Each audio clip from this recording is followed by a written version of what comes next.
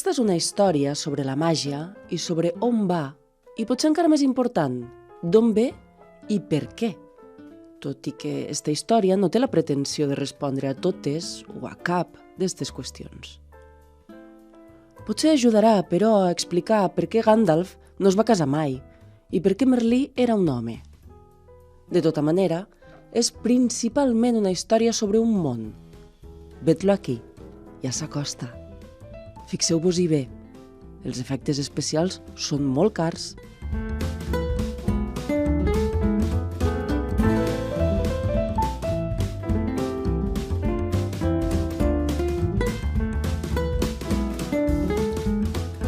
Sigueu benvingudes i benvinguts altra vegada a Tàndem.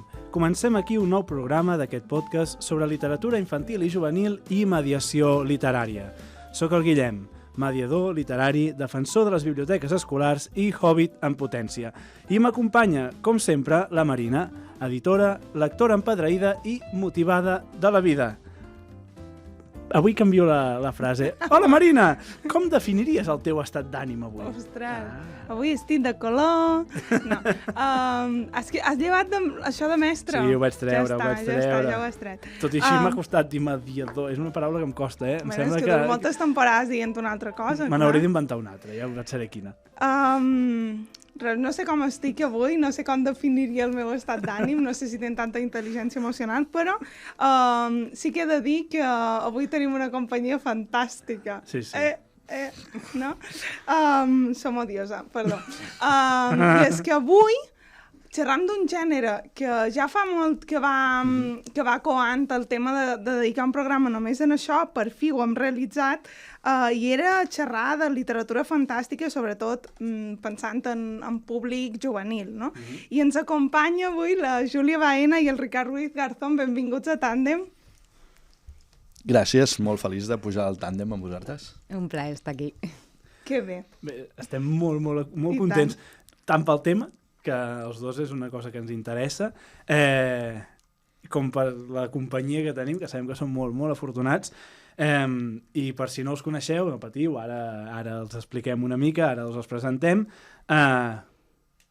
Faré 4 ratlles, podeu afegir, treure el que vulgueu, d'acord? Ja, això Quanta estona tenim?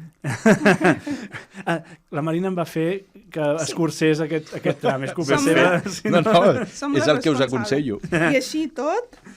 No, aquesta parrafada vos ha escrit. Però això és perquè la lletra aquesta és molt gran. Jo crec que ens podem quedar, la Júlia i jo, amb motivats també. I ja està, no? Crec que sí, però en Guillem s'encarrega de fer-vos com de LinkedIn, saps? De fet, és una de les fonts d'informació.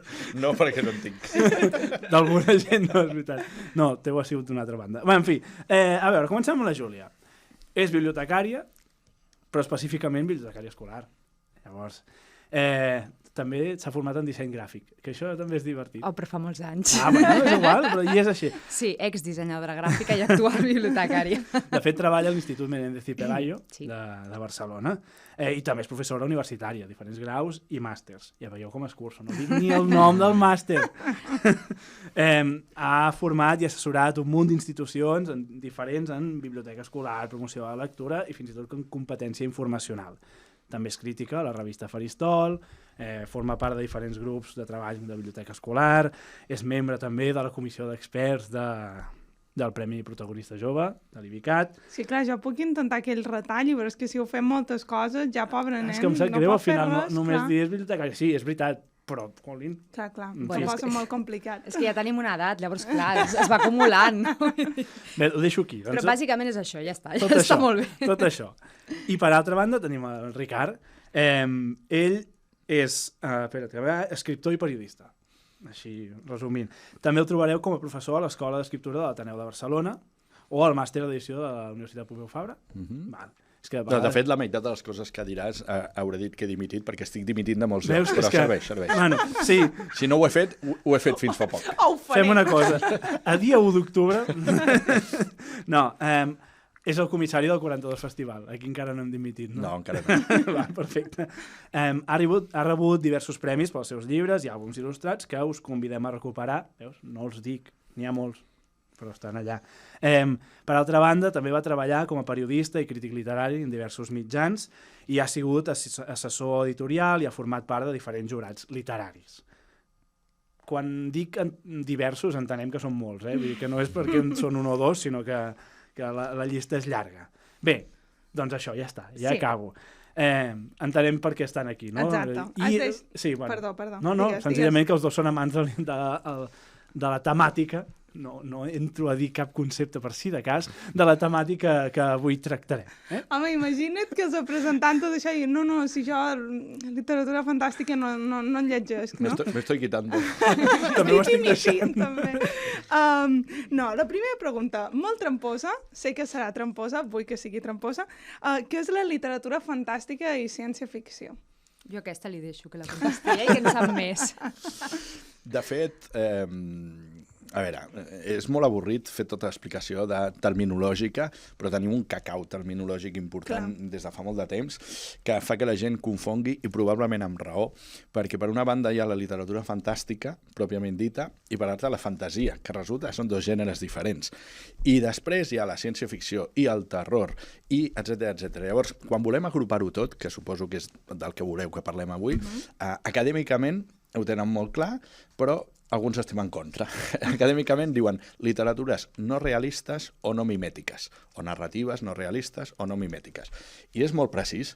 Tot allò que no vol imitar la realitat entraria aquí, la ciència-ficció, la fantasia i tal. Després tindríem el debat 1, que és la realitat, i el debat 2, en quin grau la imites o no. Perquè, clar, Madame Bovary també és una senyora inventada. Però deixem-ho aquí. El concepte fàcil és, vols imitar la realitat o vols anar més enllà? Per què no m'agrada? Us posaré un exemple molt gràfic i molt polèmic. Imagineu-vos que definim tota la gent del món, diem els blancs i els no blancs. Clar. Ja estàs creant una jerarquia. Seria una mica ofensiu i diríem els blancs són els importants i els altres són els que no són així.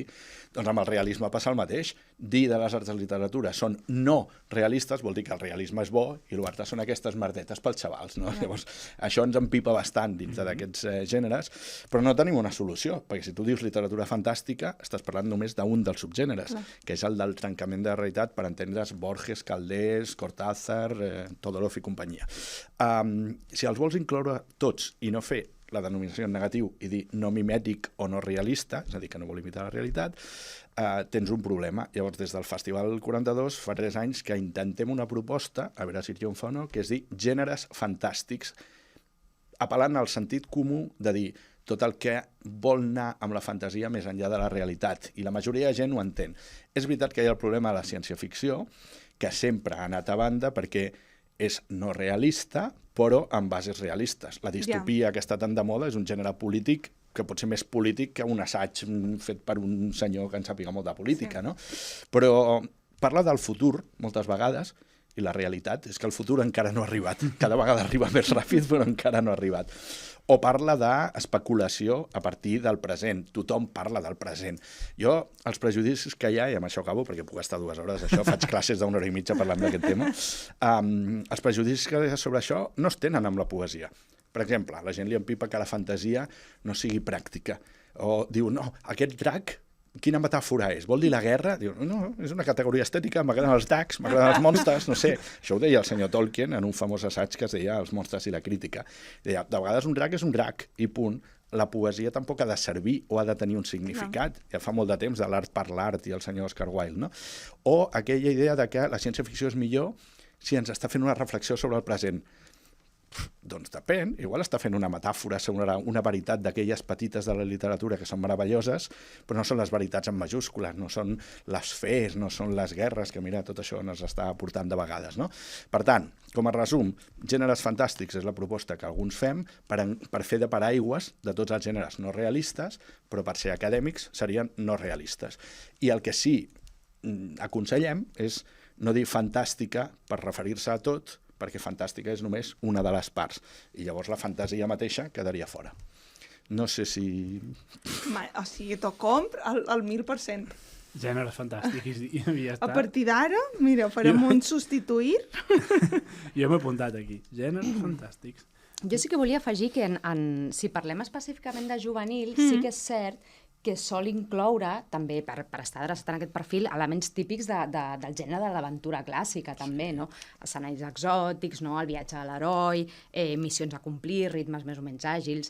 Llavors, en juvenil sempre hi ha també aquest component, normalment associat a l'aventura clàssica, també, no? Crec jo. Sí, fins i tot en la ciència-ficció, que té codis molt particulars, o el terror, que són dos àmbits que tenen codis molt especials, no? Bueno, de fet, l'espace opera, en principi el terme, no? Ve a partir era aventura a l'espai, no? Es va definir Totalment, així. I en el seu moment tenia un aire juvenil. Ara ja té un segle i ja no sé. Però... Ja no. Però s'està renovant molt. Sí. Tu ara, Júlia, parlaves de joves. És un gènere altament llegit per aquesta franja? És dels més llegits pels joves? Ara t'has quedat la fàcil, saps? A veure... Aquí vull fer un apunt, Espera, sí. Ves pensant, si vols. No, ja ho tinc pensat. Tinc moltes coses a dir i estic veient com estructuro per no fotre un rotllo aquí ara. Perquè he canviat la pregunta, perquè ja ens van avisar via correu, perquè ja tenim la gràcia d'això, no? Que cuidau amb aquesta pregunta, llavors l'he modificat perquè entrés. Jo no crec que sigui el gènere més llegit. Ja m'agradaria a mi, com a lectora que he sigut del tema. El primer que ens hauríem de preguntar és d'on venen aquestes dades o per què tenim aquesta percepció. Perquè, per exemple, una cosa seria les dades d'un préstec d'una biblioteca pública, però això és una dada esbiaixada, perquè no és el conjunt de la realitat. Què vull dir amb això? Al meu parer, o almenys pel que jo estic veient, el gènere més llegit actualment és la novel·la romàntica. És així, és la que genera més fenomen fan.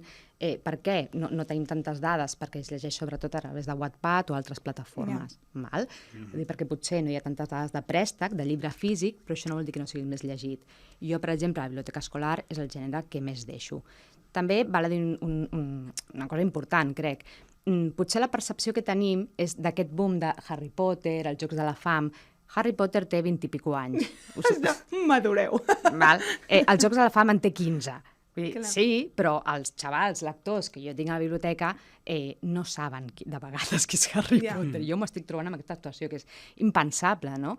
Vull dir, sí que és veritat que han esdevingut clàssics, no? Però que han passat els anys... No, i que potser si ho saben són a través de les pel·lícules que s'han fet després, no? Exacte. Perquè també la percepció aquesta que teníem no sé si ha canviat la realitat, no? al llarg del temps. Sí que hi ha un perfil lector de fantasia, per exemple. Sí que veig que es llegeix molta literatura fantàstica en manga. D'acord? És a dir, manga de fantasia, de terror... Sense ficció no tant. Crec que sense ficció és potser el menys llegit i el que es llegeix és distopia, sobretot. Val? Que ja parlarem de la distopia. I ho deixo aquí. No, m'agrada molt aquesta apreciació perquè en realitat té molt a veure amb el que sempre comentam, no? Aquest prejudici de que els joves no llegeixen i dius, molt bé, però on van a llegir, quin tipus de lectura consumeixen, no? Que potser mos costa un poc més posar-los dins, posar-los etiquetes. Jo aprofito per reivindicar des d'aquí aprofito aquest altaveu que m'esteu donant per reivindicar el terror juvenil, perquè és un gènere molt sol·licitat, molt demandat i no tenim oferta juvenil. I el que fem sovint... De producció autòctona, que en tenim molt poca. Clar, el que fem sovint els bibliotecaris és que acabem redirigint a clàssics, Stephen King, de tota la vida, perquè Poe, Lovecraft, etc. Però perquè no tenim prou oferta. Llavors, què passa? Que la poqueta oferta que trobem, per exemple, en manga, és molt consumida, però en narrativa, en novel·la, hi ha poquíssima cosa i crec que és una manca, un buit que tenim, que existeix una demanda. Està canviant perquè realment hi havia buits, molt buits, i ara estan força buits, però va canviant. Tenim un Sánchez Pinyol, un Pinyol, un Antoni Martín Pinyol, tenim un Ivan Ledesma, comença a haver-hi alguna dona també, que en el terror mancava, comença a haver-hi veus, però és veritat que són poquetes. Suposo que tot no cal que ho contestem tots dos, però dos petits o tres apunts molt ràpids. El tema d'identificar els gèneres fantàstics amb el juvenil ha vingut del prejudici de dècades i dècades de pensar que Tolkien era per nens o aquest tipus de bestieses que encara molta gent les creu simplement per ignorància, perquè no ha llegit aquests gèneres, perquè la ciència-ficció o la fantasia tal poden ser perfectament adultes i la majoria de vegades ho són, però com no han tingut el prestigi, diguéssim, de la crosta oficial, doncs de vegades diuen no, això és per nens i ja creixeràs i maduraràs i llegiràs coses més adults, no? jo crec que hi ha hagut un canvi generacional molt important i que el canvi generacional no és cap als gèneres fantàstics o cap a la romàntica, que és veritat que són dos dels emergents perquè venien de ser molt denostats, sinó que el canvi és que la gent jove no té prejudicis de gènere i que pot barrejar i passar de la novel·la de crims negra o el fantàstic que nodreixen, per exemple, Netflix, que últimament també nodreix la romàntica, bastant dolentota, per cert, a llocs com Netflix, però és igual. Això és la llei de Sturgeon de la ciència-ficció. Al senyor Sturgeon li van preguntar, però és que el 90% de la ciència-ficció és una merda. I va dir, estic d'acord, el 90% de tota la literatura és una merda. És a dir, els prejudicis, si ens fixem al 10%, la romàntica també té un 10% molt bona, no? I l'últim detall és que crec que també, a més, estem en un temps de barroquisme, d'hibridació, i que és molt difícil dir, no, això és romàntic, no, això és ciència-ficció, no, això és negre, perquè la gent ho barreja tot, i al final, doncs, fenòmens com en el seu dia, els que estava mencionant ella, o Stephanie Meyer, per exemple, doncs tenen una mica de cada, no? I llavors dir, no, és que llegeixen això. El que no tenen és prejudicis, llegeixen de tot, i això és bo, i això és un canvi generacional, perquè les generacions anteriors sí que tenien aquests prejudicis. Sí, estic molt d'acord amb el que comenta, i recordem que aquí la persona que va iniciar una mica tota aquesta hibridació, també incorporant elements de la romàntica, va ser Laura Gallego, que va ser també de les primeres escriptores que va crear tot un fenomen fan, no? A nivell de plataforma digital, no? Perquè feia aquesta barreja precisament de fantasia i de romàntica, que va crear tota una legió de lectores que fins ara la fantasia era més llegida per nois, no? I això va fer incorporar i ampliar la base de lectors i ampliar el perfil, i això ho vaig trobar una cosa molt positiva. Totalment, i això teniu una prova molt senzilla amb el fet de que sembla que hagi desaparegut el gènere d'aventures, un gènere que va existir sempre i que ara no hi ha unes col·leccions d'aventures, però el que ha mort és d'èxit, perquè és que està a totes aquestes novel·les. El viatge a l'heroi que deies tu, l'estructura típica d'aventura, està en la majoria de novel·les, igual que la iniciació, igual que una sèrie d'elements, que no és que no hi siguin, és que hi són per tot arreu. I això que deies de la hibridació, no? L'etiqueta ara del romàntasi, que el vol per tot, d'entre la romàntica i la fantasia. De fet, sobre això que deies del prejudici cap a la literatura juvenil i cap als gèneres fantàstics i com se va associar molt a un lector juvenil, nosaltres, per exemple, a la col·lecció de l'altra tribu ens vam trobar amb un cas així, com era el del Dia dels Trífids, no? Que havia estat tota la vida a la col·lecció de l'Esparver. Per l'Eugènia va ser una lectura fundacional, ell el volia portar a la tribu, però recordo quan ell el va tornar a llegir, després ja posant el cap d'editora, és que això no és juvenil. Sí, pot ser llegit per joves, com molts altres llibres, no? Però quina llosa han acompanyat certs llibres i com els han col·locat malament durant molt de temps, no? Doncs no vau generar polèmiques i converses amb aquesta decisió de posar el Dia dels Trífids allà a la col·lecció juvenil. Recordo que vam parlar molt, però això és molt senzill. És que la literatura juvenil, en perdó, és un invent. No ha existit mai. És un invent de la indústria editorial quan veu que pot fer molts diners amb el juvenil, i ja no només amb el juvenil, amb el crossover, que és aquell tipus de literatura que serveix o al young adult, igual per joves que per adults, que va ser Harry Potter, que un 30-40% dels lectors eren adults, Susan Collins, L'ombra del vent, etc. No? Llavors, en realitat, tota la vida hem llegit Verne quan érem adolescents. Verne és juvenil? Verne és adult? Quan ets jove, pots llegir el que et doni la gana, no només juvenil, no? Llavors, hi ha moltes coses que entren allà amb calçador. Jo sempre explico el cas amb el Salvador Masip, que van fer Herba Negra, que va guanyar el Premi Ramon Muntaner, un premi juvenil. I per què va guanyar el Premi Ramon Muntaner? Perquè ens hi van presentar. I per què ens hi van presentar? Perquè quan teníem el llibre acabat vam dir, què fem amb això? I vam pensar diferents idees i va dir ell, el Muntaner igual estaria bé. Dic, ja, però no és juvenil. Diu, bueno, posem que tenen 19 anys. Vale. I aquest va ser l'únic canvi que vam fer a una novel·la que mai vam concebre com a juvenil. I va guanyar un premi juvenil.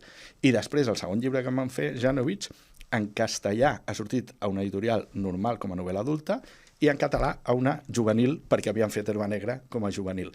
Per tant, és una categoria també difícil d'acotar moltíssim, no?, de juvenil. Molt bé. Jo estic veient que hi ha, que hi ha moltes coses difícils de limitar i de no? Llavors, a veure, és que anava a fer una pregunta, però crec que millor que no, perquè ens hi podríem passar molta estona, que és, però quin tipus de subgènere hi ha, no sé què. La faig d'una altra manera. Si jo no en tinc ni idea de tot aquest món de gèneres fantàstics i m'hi vull introduir d'alguna manera, per on ho faig? Com començo? Què segueixo, diguéssim? Llegir, és que no hi ha una altra. Llegir i recórrer als especialistes i a les fonts d'informació especialitzades. Ara parlo com una bibliotecària tota la vida, no? Però és que no hi ha una altra. Clar, és que quan parleu de professionals, a quin tipus de professional? Escriptor? Bibliotecari? Clar, depèn. Si parlem de professionals bibliotecaris en una biblioteca escolar, el que has de fer és llegir. És que no hi ha una altra, no? Llavors sempre hi ha això, fonts especialitzades que et fan una mica aquesta tria, perquè el ritme de publicació és frenètic, cada vegada es publica més, es descataloga abans, llavors has de tenir una mínima tria, no, feta, perquè no es pot llegir tot. I vaja, jo crec que és això la clau, llegir. Sí, totalment. No? Jo me n'adono que m'estic fent gran quan veig que hi ha coses que dic, l'he de respondre posant-ho en perspectiva, i això vol dir que he vist que han passat els anys, no? I hi ha massa coses, les responc posant-ho en perspectiva. Però per fer-ho breu, hi ha hagut un canvi al·lucinant amb el tema de la prescripció. La prescripció abans, qui prescrivia? Els bibliotecaris, els crítics, que han desaparegut. Les editorials podien prescriure, però ara hi ha editorials que només publiquen i que fins i tot demanen als lectors que volen que publiquin, que això no és prescriure. I els prescriptors clàssics han desaparegut i s'han canviat per una cosa que existia de forma residual, que era que tu et refiaves del teu amic, nòvia, veí, que tenia una mica de criteri. Això amb les xarxes socials hem trobat aquest tipus de referents, però hem trobat una munió de gent que recomana. I jo noto que la gent va perduda, que aquesta pregunta que fas tu, dius, és que hi ha tanta cosa, hi ha una sobreproducció, com deia molt bé la Júlia, i dius, per on començo, què faig? Doncs trobar la gent de la qual te'n refis, trobar els bons prescriptors, sigui el teu tiet o sigui el bibliotecari, llibreter o escriptor del qual te'n refies. I a partir d'allà, el que ha dit ella, afinitats electives. És a dir, el genius de l'Spotify, a tu t'agrada això, això farà que t'agradi això. I exploraràs i faràs el teu catàleg, la teva selecció personal. Però és impossible, és un oceà i davant tantes gotes d'aigües, la primera, doncs te n'has de refiar d'algú. Sí, seguir editorials que t'agraden, Exacte. autors que t'agraden, al final el mateix que faríem en qualsevol altre gènere, no? Vull dir, crec jo. I alguns llocs... Sentir-vos a vosaltres, coses així, prescriptors. I alguns llocs que diguéssiu seria un bon lloc on començar començar a transitar aquest camí? Estàs demanant títols? No, espais de prescripció. Que vosaltres recomaneu. Heu citat un altre podcast, que seria un bon lloc on començar, no? Sí. Home, ella ha dit biblioteques, jo dic festivals, i ja, per no dir el 42, que després en parlarem, i que, òbviament, vol ser un festival prescriptor, puc fer allò que feia el Kafka, de dir, jo escric a hombros de gigantes, no? Pues el Festival 42 no neix del no-res, sinó que neix de dues coses que de vegades la gent això no ho sap, i fer una mica d'arqueologia està bé. Jo vaig estar molts anys anant de periodista a la Setmana Negra de Gijón. De la Setmana Negra de Gijón, de fet, va sortir el Festival Celsius, que és el festival que porta 10-12 anys, canònic a Avilés, sent el gran festival de la península de gèneres fantàstics. Perquè el senyor George R.R. Martin anava a la Setmana Negra de Gijón, que malgrat ser negre posava coses de fantàstic, però no podia anar en aquelles dates i va dir, només puc 2 setmanes abans. I llavors van dir, doncs fem una cosa perquè ve el Martin. I d'allà va néixer un altre festival especialitzat, no? Jo quan anava a la Setmana Negra de Gijón, jo la meitat de les vegades que anava com a periodista coneixia a 3 autors i 10 més que s'havien de convertir en autors de capçalera per mi no els havia sentit en ma vida. Això és un festival prescriptor. És a dir, no vas només amb la identificació de dir vull que em signi el llibre aquest autor que és el meu autor de capçalera, que això està molt bé, sinó que una hora després, una hora abans, al costat, no sé què, hi haurà altres autors i te n'has de refiar una mica de qui programa, de dir, ei, que aquí hi ha més coses que estan bé. Llavors jo crec que s'ha de fer una mica això també, és a dir, els festivals no anar només a buscar qui ja t'agrada, sinó en l'ànim de descobrir coses que t'agradaran, parlant amb la gent, per als autors que venen, i llavors la comunitat és essencial en els gèneres fantàstics. Així com en altres gèneres doncs la gent fa la seva, és veritat que la negra durant molts anys, la novel·la negra, ha fet també molta comunitat, però en els gèneres fantàstics sempre hi ha hagut aquest desig de comunitat, de trobar-se, d'intercanviar, de recomanar-se. Llavors és un lloc ideal on es reuneixin friquis, aneu i tindreu recomanacions. Jo, de fet, ara estava pensant, un dels agents més importants en aquest sentit seria els propis joves i la recomanació entre iguals que es fan ells, perquè és una font d'informació magnífica per estar una mica al dia, per veure els gustos que tenen, habilitats, frustracions, lectores, etc. i perfils diferents.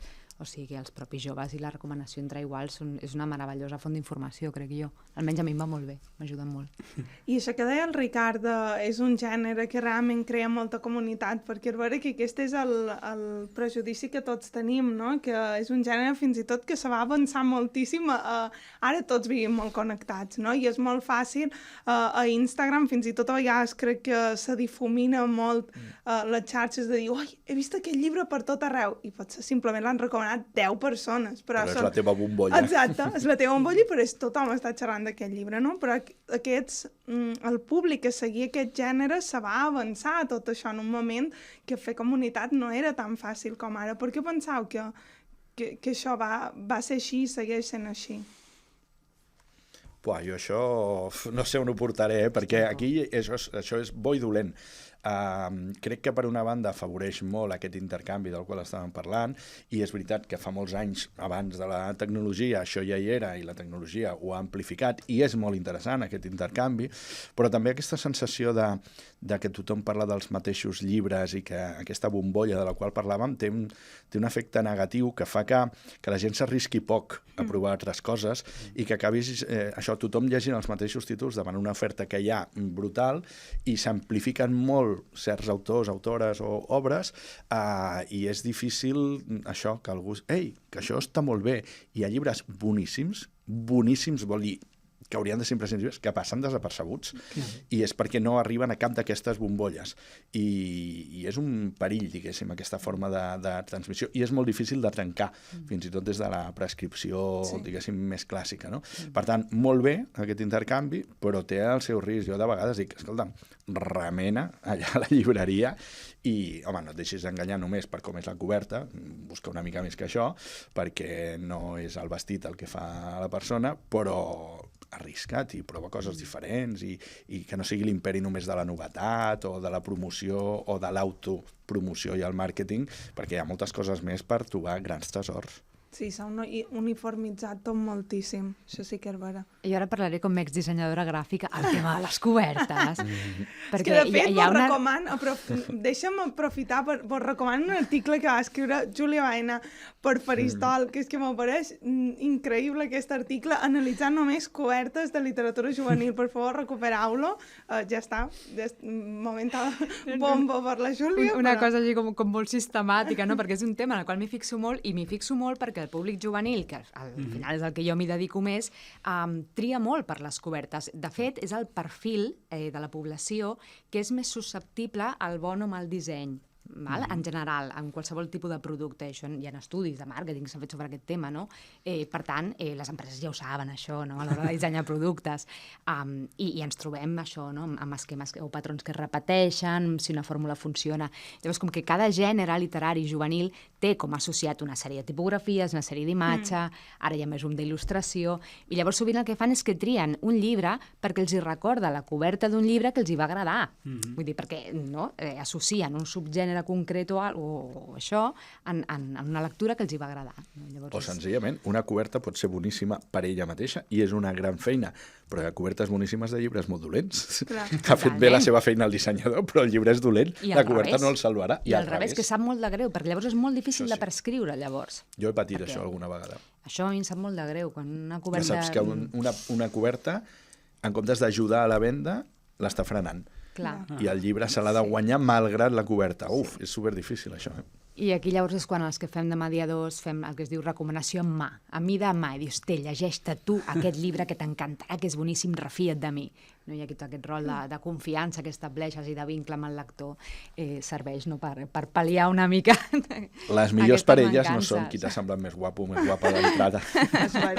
Jo me'n record quan érem adolescents que jo vaig viure tot emocionada, i això està malament que ho digui aquí, fenomen Crepúsculo, perquè vegeu, hi ha sortida, no condemneu els adolescents per llegir segons que... Me'n record després, no només tot era una imitació de la fórmula Crepúsculo, sinó fins i tot les cobertes, no? Tot era negre amb una petita imatge, no? Varen marcar molt en aquell moment i tu a veure que podies fer l'associació. Segurament aquest llibre tindrà el mateix to perquè la coberta és molt semblant. Una associació. A mi em va passar amb el diari de l'Axlin i el nom del vent. També. Sí. Al veure el diari de l'Axlin em va portar... I llavors vaig pensar, una copiada. Serà horrible. No em va és dels millors llibres, per això, de l'Axlin, la trilogia Ciutadella. Em va agradar molt després, però sí. al principi va ser que aquí han copiat fins i tot la coberta. M'encanta, hauríem de fer un programa sobre parelles de cobertes. M'apunto. I hi ha les òbvies i les invisibles, perquè encara hi ha molta gent que se sorprèn de saber que les ombres de Grey van sortir d'una fanfic de Crepúsculo, precisament. Per què? Perquè al final és un senyor més gran, ho sembli o no ho sembli, que té una actitud mormona com la Stephenie Meyer respecte a les relacions i l'amor i el control i tot això, no? Llavors, és veritat que hi ha molts codis i moltes coses i s'ha d'anar una mica a la guaita, està bé. El Sanderson també era mormon, no? Els tres grans Sandersons dels gèneres fantàstics... els tres grans mormons dels gèneres fantàstics són Brandon Sanderson, Orson Scott Card, que a més és homòfob i és una perla, però bueno, hi ha llibres molt bons seus, i a Stephenie Meyer. A la que se li nota més dels tres és Stephenie Meyer, a Orson Scott Card se li noten alguns llibres, en els bons no, el joc d'Ender no es nota, i al Sanderson no se li nota pràcticament res perquè és un narrador, diguéssim, de raça. Jo volia preguntar-vos, ja sé que hi ha molts subgèneres, llavors potser aquesta resposta serà complicada, però hi ha alguna manera, hi ha algun punt, alguna cosa en què ens podem fixar per saber que tenim al davant una bona novel·la de gènere fantàstic, o no? O sigui, ens estàs preguntant per aquells elements que fan que una... Val, d'acord. Sí, això. Aquí cadascú pot tenir... Jo, per mi, la clau, en juvenil, per mi, és, bueno, per començar, que estiguin ben escrits, que tampoc que estiguin ben escrits, però hi ha llibres que directament estan mal escrits, i ja està. És així, no passa res, ha d'haver-hi de tot, sí, ja està, tindrà altres elements bons, però... I per mi el principal és una bona construcció de personatges, perquè jo trobo que hi ha molts llibres juvenils que estan molt basats en trama, en allò que passa, però no saps a qui li està passant. I crec que això és el que al final fa que t'interessi un personatge, que no tens per què empatitzar amb ell, això també, més enllà de la lectura identificativa, però sí que un personatge complex, amb capes, que no es polaritzi el bueno o el malo, no? Sinó que vagi... Pots treballar amb arquetips, però no amb estereotips, no? És que si acabes la novel·la i aquell personatge t'és indiferent, aquí ha fallat alguna cosa. O si comences i t'és indiferent. No, jo estic entrant en crisi total, perquè fa 12 anys que escric una novel·la i serà segurament una de les novel·les de la meva vida i m'hi barallo des de fa 12 anys perquè tot és meravellós, boníssim. Hi ha gent molt experta que m'ha dit que és boníssim, però li importa un rap als personatges i estic arreglant això des de fa 12 anys, o sigui, estic molt d'acord amb ella sobre el tema dels personatges. Ara a mi em surt el professor una mica davant d'aquesta pregunta i llavors crec que vivim en l'imperi de la subjectivitat absoluta que pot conduir al relativisme, i m'explico. Hem de reivindicar, com estava fent ara la Júlia, que hi ha llibres bons, t'agradin o no t'agradin, i que et poden agradar coses, siguin bones o dolentes, que per això hi ha els guilty pleasures i endavant, no? Llavors, jo sempre poso l'exemple de que Virginia Woolf, jo m'adormo a la segona pàgina. Em cau al cap literal. No puc, però puc estar 3 hores explicant-te per què és boníssima i l'he llegit sencera. Això a la gent li costa molt. Funcionen fins i tot compren els llibres segons si estan d'acord amb les idees o no dels autors, no? I això passa moltíssim a l'imperi de les xarxes socials. Hi ha escriptors boníssims que poden opinar exactament el contrari que tu. Llavors, aquest puntet de tenir un grau objectiu, de dir, això és bo per què? Perquè hi ha una bona construcció de personatges, perquè la trama va més enllà de les coses que hem vist 2 milions de vegades, perquè té un estil que fa unes coses que no havíem vist fins ara, una mica de risc, com demanava tot això, el risc, tot això pot ser valorat objectivament. Què passa? Que com no hi ha prescriptors objectius reals, que són els crítics, tot això ha desaparegut, doncs depèn de l'entusiasme que li posis. Això és boníssim, si ho crides molt i ho dius d'una forma molt potent, doncs tens més raó. Llavors, està molt bé la subjectivitat. Hi ha coses que són un nyap i tu les pots gaudir, però has de saber que són un nyap. I, de tant en tant, llegir alguna d'aquestes on hi ha consens, que és boníssim, encara que d'entrada no t'atraigui, i descobriràs coses. Sí, i jo crec que aquí és important educació literària, és a dir, un llibre no és m'agrada o no m'agrada, sinó hi ha elements que m'agraden, hi ha elements que potser no tant, saber diferenciar això, la subjectivitat de l'objectivitat. Jo, per exemple, a mi els personatges m'agraden molt, però potser a una altra persona li dona més importància a una estructura, un ritme... El món. Exacte, el world building, el lore, no? Es diu? El lore. Etcètera. Vull dir que també és una cosa com molt subjectiva, no? I que cada lector cercarà una cosa o una altra. A mi el tema del ritme em preocupa una mica últimament, perquè veig que cada vegada demanden i es ven com a cosa molt positiva que hi hagin ritmes trepidants. Llavors, sí, és que cada vegada que algú diu trepidant. Mor, no jo sé. recordo un dia que vaig fer una presentació editorial i totes les editorials presentant juvenil deien és molt trepidant, i jo pensava, mare meva, prou de trepidància. Que a més només utilitzem en aquest context. Tu dius trepidant en altres contextos? No. Exacte, a més això, no? He tingut un dia trepidant. Sí, i llavors hi ha tota un elogi que faig ara mateix de la lentitud, també, del fet de llegir, d'aquell fet de lectura pausada, que la gaudeixes, i aquests autors que escriuen així, de manera més pausada, costen de vegades de recomanar, però trobem meravelles, no? Per exemple, Philip Pullman. Per exemple, Philip Pullman, per exemple, Frances Hardinge, per exemple, Timothée de Fonbelle, per exemple, moltíssims que igual no són el top perquè no van tenir l'adaptació bona en el seu moment, perquè no hi ha hagut aquesta cosa d'enganxar-se per sobre de tot. Si et vols enganxar, droga't, no llegeixis. Vull dir, hi ha més coses a part d'enganxar-se en un llibre. Sí, i bueno, que en una societat on sembla que el ritme de tot cada vegada és més ràpid, el consum cultural cada vegada s'escurça més, no? També crec que això queda reflectit en els ritmes de la lectura, no? I sobretot quan prostitueixes tota la literatura per mort d'això, perquè si aconseguissis dir, faig alta literatura creant un ritme trepidant, però moltes vegades aquesta premissa es menja tota la resta, no? Sí. Perquè també això dels personatges desdibuixats és això, són personatges que fan moltes coses, estan tota la novel·la fent coses, però no són res ells, no? Perquè no perdem temps, perquè això és lent, demana el seu temps i no estem disposats a donar-lo. En juvenil són personatges que sempre saps com són físicament, no? Perquè el primer que et diuen és si tenia la mandíbula recta o quadrada, el mechón rebelde sobre la frente, el pelo de color trigo, jo què sé, sempre hi ha com una sèrie de metàfores, sempre són les mateixes, a més, no? Jo quan llegeixo i això ja dic, vale, Déu. M'encanta el Sanderson que Trenza, a la primera o segona pàgina, diu personatge, li deien... és la que es dirà Trenza, és femení, li deien que tenia el pelo de color trigo i diu, i sempre es posava en guàrdia perquè això que l'associessin amb coses de menjar igual no era bona idea. Sí, i llavors no coneixem realment com és el personatge més enllà d'aquesta aparença física, que és l'única de vegades descripció que es fa, no sabem com pensen, només sabem què fa. No? Però a partir d'aquelles accions no podem inferir com és el personatge realment. I això que ha comentat abans el Ricard em sembla superinteressant, el tema del risc, de que cada vegada hi ha menys risc, no? Sembla que les editorials van, a aposta segura, no? Això ho vendrem i anem sota demanda, no? Això és el que funcionarà bé. I trobo faltar molt de risc en molts sentits, en la narrativa, fins i tot moltíssim... Fins i tot és per una cosa ben intencionada, això que estàs dient, i és perquè hi ha molta gent, escriptors, escriptores, gent del món de l'edició, que pensa, clar, és que estem competint amb les pantalles, és que és el mòbil el que les avança, per tant, donem-li alguna cosa que enganxi, perquè si no... a veure, els lectors eren i seran sempre minoria respecte al conjunt del món. Llavors, que algú pensi en els lectors de veritat també, que entre els joves hi ha molts lectors de veritat que tindran la seva estona per llegir al marge de si hi ha pantalles o no, i que aquells vulguin tenir aquest risc, aquesta qualitat i tal. No és una competència sempre de o estàs amb el mòbil o llegeixes. Quan llegim, llegim. I hi ha gent que vol llegir i aquí et pots arriscar.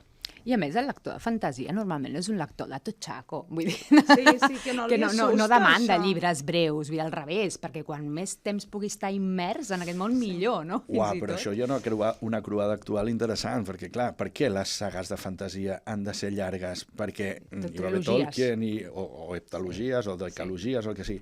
I ara, per exemple, aquí en breu en un cert festival hi ha una xerrada d'un senyor que recupera la fantasia breu èpica, que té tota una història, que la tenia a Catalunya, que l'ha tingut en castellà i que està completament oblidada, amb la idea aquesta de no, has de construir un món a la Tolkien que ho tingui absolutament tot. No, vull dir, també hi ha ciència-ficció, que hi ha relats breus i són meravellosos, no? Sí. O sigui que el conte és estrany i la novel·la curta hi ha intents, però és veritat que la gent s'enganxa i vol moltes pàgines, no? Això és un debat també interessant. Sí, i a més recuperar la tradició clàssica, el relat curt dels contes, els clàssics de Simó, per exemple, no? O en l'època daurada de la ciència-ficció eren... Les revistes americanes, els contes, clar. exacte.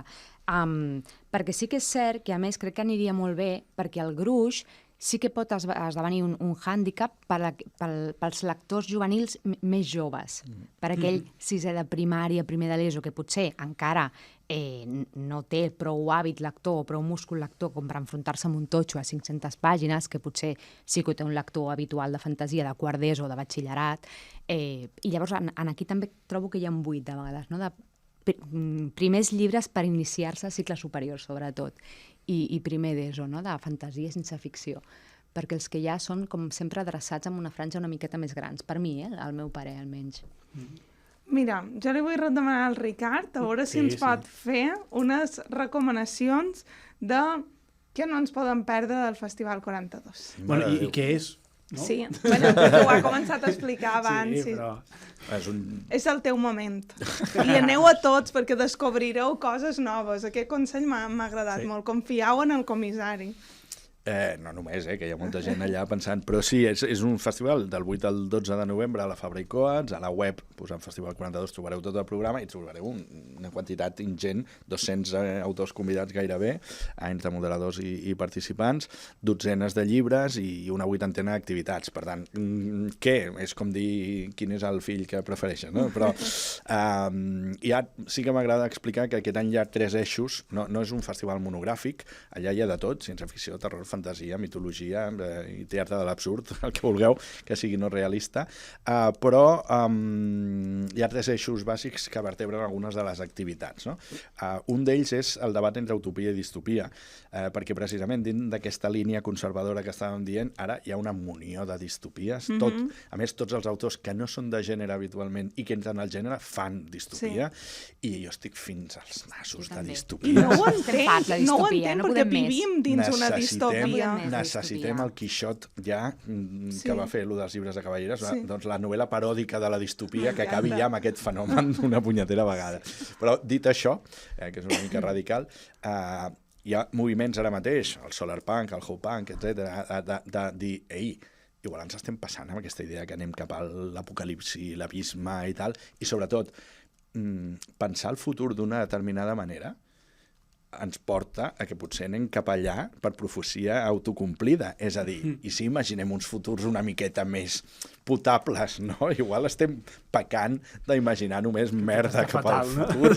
I tota aquesta sensació de que ja vivim en una distopia, com diu ella, i potser podem repensar-ho. I això és un debat que està dins del gènere i fora. Hi haurà moltes taules sobre utopia, distopia, si hem de repensar aquests futurs, etc. Un segon element que és precisament el terror, les diferències entre el terror audiovisual i l'escrit, que són moltes i molt interessants, perquè algun dels autors més potents que tenim enguany, Mariana Enríquez, David J. Scull, són especialistes en això, no? Hi haurà molts altres.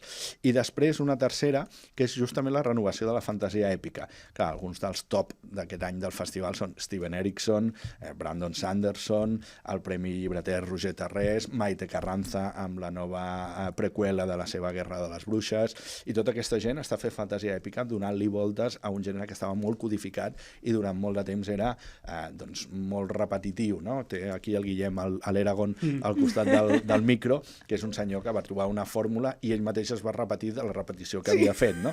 I de Se fet, va plagiar ell mateix. I ara té novetat, que ja veurem si ha trobat un camí nou o no, no? Llavors és un gènere que està molt codificat i ara hi ha línies noves i també trobareu molta gent que en parla.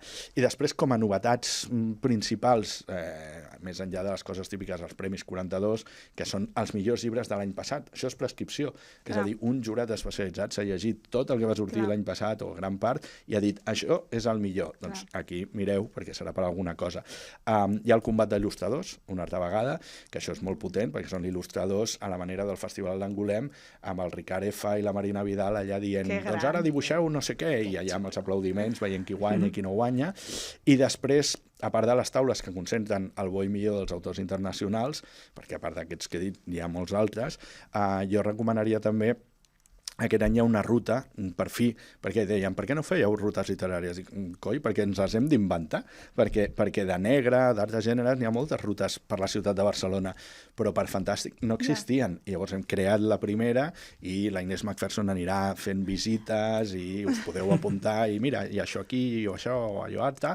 I després una cosa que m'agrada molt, que és que ens hem obert per fi, perquè no és fàcil, hi havia la intenció des de l'inici, igual que som un festival on hi ha molt català, on hi ha moltes autores i no ho hem de forçar, simplement és que per fortuna hi ha aquesta producció.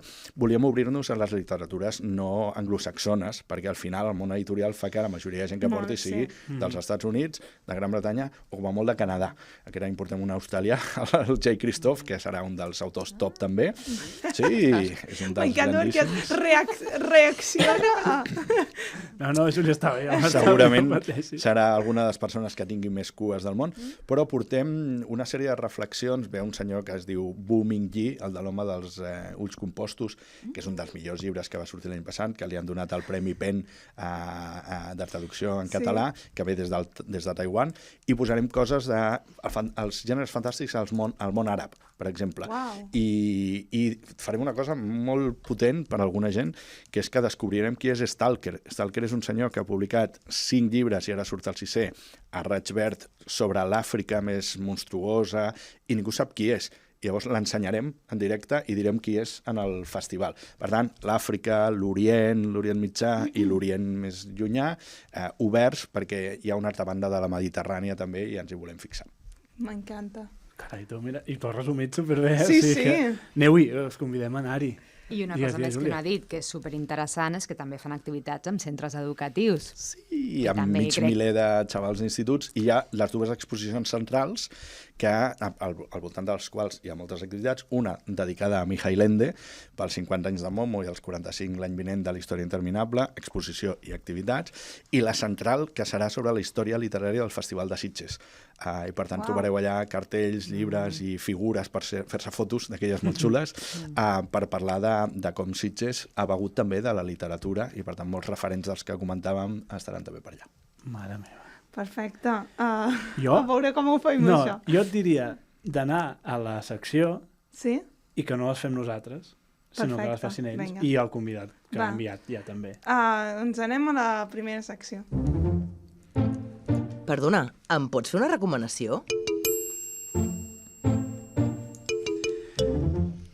Doncs això, perdona, em pots fer una recomanació. Aquí és normalment ella i jo diem alguna cosa o així, però els hi tirem la pregunta directament. M'apareix superbé, perquè la recomanació que hagués pogut fer jo seria lamentable, així que m'apareix molt bé que els hi passis el mort a ells. Doncs us han demanat una recomanació. Així en obert, eh? Sí, així. En fred. Sí, em sap greu. Si vos és més fàcil, podeu dir, per no fer-vos triar el llibre, dels que jo he llegit últimament, un que no s'hauria de perdre del radar aquesta persona. Que jo crec que serà una miqueta més fàcil, així. Va. Començo amb fantasia. És que... En fantasia Sabia que recomanaries aquest. És que, bueno, el tinc aquí, m'agrada molt. Galetes. M'encanta, ho trobo superdivertit. Trobo que és una hibridació molt xula, que em recorda una mica el Terry Pratchett, no? Aquesta barreja de fantasia i humor. Trobo que té també elements profuns que m'han agradat molt. també l'últim que m'he llegit de la Has de dir Frances... Sí, no l'has dit el títol. Guia màgica d'autodefensa en galetes. L'he recomanat per tot arreu, així que afegiré un altre, que és l'últim llibre de la Frances Hardinge, que a més és una escriptora que m'agrada moltíssim, perquè trobo que escriu molt bé, i a més cada llibre que escriu m'agrada més, que es diu El desnuador d'embruixos, i m'ha agradat moltíssim, m'ha agradat molt, molt, molt. I de ciència-ficció... m'ho penso. M'encanta perquè n'ha fet 3 pel preu d'una. Ei, Això es pot fer, ja té. Sí. I perdó, el còmic de Ricard F. No sé, Sí. és una Oh, meravella, m'ha ara parlant de encantat. ciència-ficció, no? Perquè sí que és cert que hi ha una sobredosi de distopia, però crec que ha incorporat elements molt interessants. El Ricard no hi ha només el fet que sigui còmic, sinó també en el que és la trama i els temes. Es nota que és prescriptora i que està acostumada a... Doncs jo tinc un petit bloqueig perquè, clar, ara mateix tinc al cap els 200 autors que venen al festival i és com, sí, aquest, bueno, però aquest. I, Clar, i tens és el cervell contaminat ja perquè... molt, la veritat. Em costa molt de dir. Llavors, igual tiro més de segurs dels meus de tota I la tant. vida perquè triar des de l'actualitat aquesta opció dels últims, és que els últims són 200. Clar. Llavors és una mica complicat. Jo sóc molt fan i primer per dir, estem parlant de juvenil? O Sí. no? Sí. Vale. Jo sóc molt fan del Roald Dahl i llavors el Roald Dahl té un deixeble que és un senyor que és actor, però que és un grandíssim escriptor, que fa anys que intento portar, però que és difícil perquè és un senyor famós, perquè va fer una sèrie que es deia Little Britain, i que és el David Walliams, que és un juvenil baix, Sí. És infantil juvenil, però jo m'ho passo molt bé és amb l'Abuela meravellós. Gánster, Sí. amb És que tots els l'àvia llibres del Gánster David és Walliams. meravellós. Sí. Llavors, David Walliams m'agrada moltíssim. I m'estic adonant que la gent jove no ha llegit Ende. Ara que fem això, Momo i la història interminable, però també, fins i tot, arrisqueu-vos amb els contes del mirall dins del mirall, el laberint, o el Jim Butó per més petits. Ende és sempre meravellós. El que fa Ende a Momo amb els homes del temps és, en una pàgina, amb una petita metàfora i una faula, descriure tots els estrès de la societat actual i com estem tots com invertint el temps per donar-li uns senyors grisos que són els del banc del temps i després perdem tot el que és important a la vida. És una capacitat d'imaginació que ho va canviar tot, que realment del que estem vivint ara en els gèneres fantàstics i en els juvenils sense Ende. A Ende era un senyor que li van dir, però què fas? Tu has d'educar els nens. I ell, que tenia un pare pintor surrealista, va dir, deixem-me en pau, i va fer el que li va sortir d'allà. A veure si fan algun dia una bona adaptació de veritat de la història interminable. Ja. No, amb el gos aquell. que No, semblava un aquella gos, coseta, Semblava el pobre un gos, semblava fújur o un- fàjur que li deien, que a més la vaig veure la setmana passada, perquè està allà al filming, i vaig dir, ai, no l'he vista més. No sé si la podria tornar a veure, és que jo el llibre m'ha marcat molt És meravellós. i la pel·lícula... Jo el llegeixo cada any, la història interminable, cada any una vegada. Per tant, recomanació d'un llibre que he llegit recentment, Exacte. però fa molts anys que I recordeu que Sí. nosaltres vam dedicar a l'anterior temporada un programa només a Mijael Ende, i que vos convidam a recuperar perquè sempre està bé tornar a agafar els seus llibres. I crec que ho hem de deixar aquí. No, jo crec que tenim temps. Sí? Sí. Vinga. Si no, que el Jordi ens digui que no. Però jo dic que sí. Marc, Vinga. tu ens has portat alguna cosa o no? Avui trio una mica per nostàlgia, trio per aquell jo lector de 13, 14, 15 anys i més enllà, i trio, jo crec, una mica com a representació de moltes persones de la nostra generació. Avui recomano Harry Potter, la saga de Harry Potter, i res, recomano que recupereu el programa de Tàndem dedicat a Harry Potter, si encara no l'heu escoltat, i si no heu llegit els llibres de la saga, doncs ja trigueu a fer-ho. Veus un altre nostàlgic? És que se nota que som Només fa un quart de millennials. segle que va començar. Se nota que som millennials. Vinga, m'estàs posant nerviosa, fes el que vulguis. Endavant.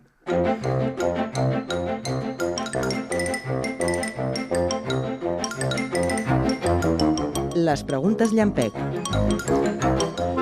Molt bé. I avui més llampeques Més que que mai. llampec D'acord? O que sigui, no us mai. puc deixar ni 3 segons per pensar. Pregunta de resposta tan ràpida com es pugui. Rapidíssima. Primer, digueu un personatge de literatura infantil o juvenil que us caigui realment malament. Peter Pan. Molt bé. M'he quedat en blanc. Si no, feim un passapalabra Ves tu i... pensant. La de Crepúsculo, tots els de Crepúsculo. Tots els de Crepúsculo, tots. No se La salva Bella, ni la Bella, no? Es diu la...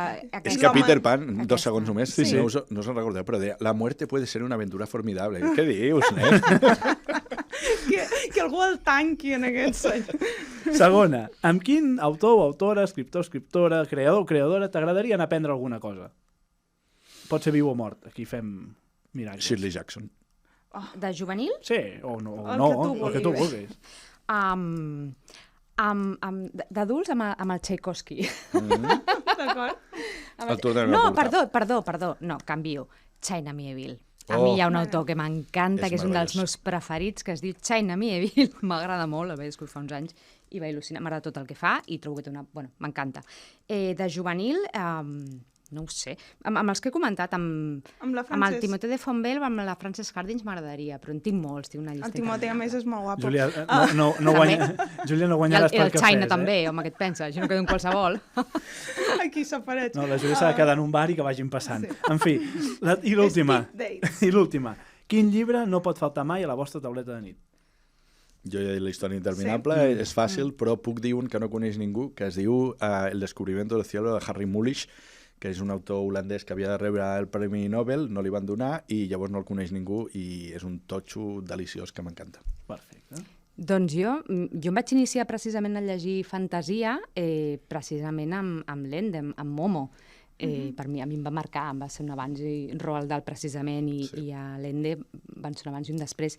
I el Hobbit, perquè ja fa molts anys que no el llegeixo, però em vaig iniciar amb el Hobbit perquè el meu pare em llegia un capítol cada nit abans d'anar a dormir i tinc aquest record d'infància, no? Jo crec que em vaig iniciar també en tot el que és la fantasia èpica i tal, gràcies a això, no? I puc fer, perdoneu, una resposta gràfica, que és ensenyar-vos el meu mòbil, i veieu que hi ha a la caràtula. Que gran. Això no és impostat, la porto sempre, que és Úrsula K. Le Guin, que la porto al mòbil. És una meravella, la Úrsula. M'encanta, de si penses quin fons de pantalla havies de tenir tu, doncs mira, ni impossible.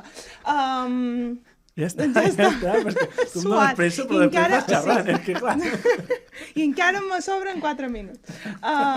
Res, moltíssimes gràcies per haver vengut, per compartir tota la vostra saviesa amb nosaltres. Esperem que vos ho hagueu passat molt bé, nosaltres sí.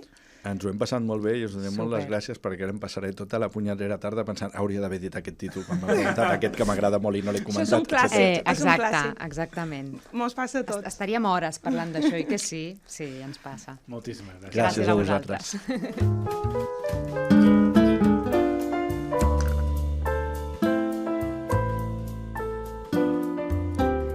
Si aquest episodi t'ha deixat amb ganes de més, en trobaràs totes les notes a tandemlish.cat. També estem a les xarxes socials com Tandemlish.